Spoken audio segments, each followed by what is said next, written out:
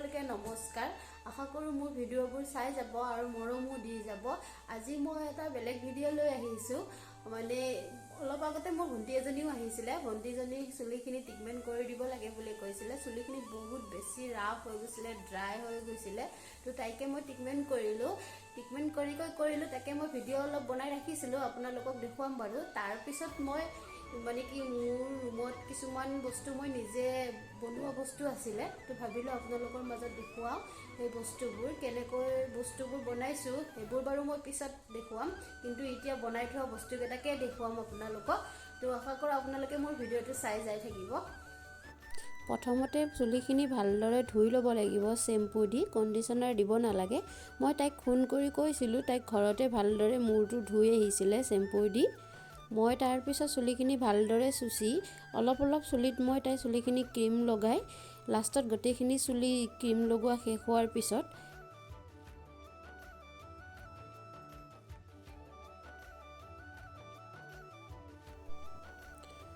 তাৰ পিছত মই প্লাষ্টিক পেপাৰেৰে তাই গোটেই চুলিখিনিত মেকুটুৱাই থৈ দিলোঁ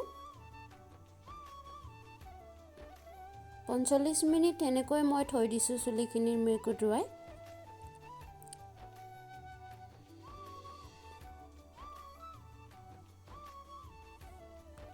45 মিনিটমান চুলিখিনিত মই প্লাষ্টিকখন মেৰুৱাই থোৱাৰ পিছত প্লাষ্টিকখন উখুৰাই ডায়াৰ মেচিনটোৰে লাহে লাহে ঠাণ্ডা হিটত লাহে লাহে চুলিখিনি মই শুকুৱালোঁ অলপ টাইম লাগিব শুকাওঁতে মানে ক্ৰীমখিনি শুকাওঁতে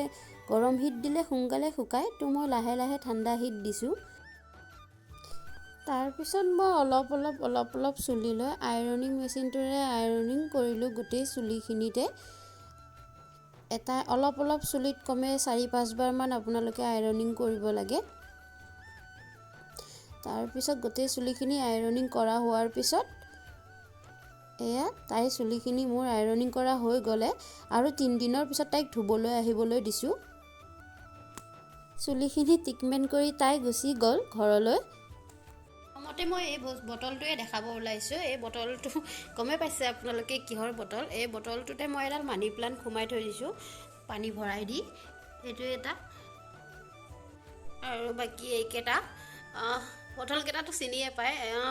ভালদৰে ইমান ভালকৈ নাজানো কিন্তু তথাপিও অলপ ৰুমতে থাকি আঁকিবলৈ চেষ্টা কৰিছো এইকেটা দেখিছেনে এইবোৰ হৈছে অৰিজিনেল পাটৰ যেটো বেক সাইড তো বেক সাইডটোত কালাৰ কৰি মই ইয়াতে লগাই দিছো তো বাকি এইবোৰ এনি বনাইছো আৰু ভাল হৈছে নে নহয় নাজানো প্ৰথমবাৰ ট্ৰাই কৰিছো তাকে আপোনালোককো দেখুৱালো এখন হৈছে এইখন আছে ডাট পেপাৰৰ মানে কি হাজবেণ্ডৰ শাৰ্টৰ যেটো কভাৰেৰে মই এখন বনাইছো এখনো এই কিছুমান মহেত লোকৰ বাণী লিখি থৈ দিছিলো অসমীয়াতে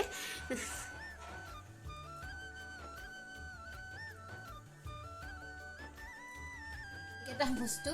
কম পাইছে নে এইকেটা বস্তুতে কাৰ্টুনৰ মানে বিস্কুটৰ কাৰ্টুনৰ হয় এনেই আছিল ৰুমতে তাকে মই ৰাউন্ড কে কাটি এনি পেইন্ট কৰি দিছো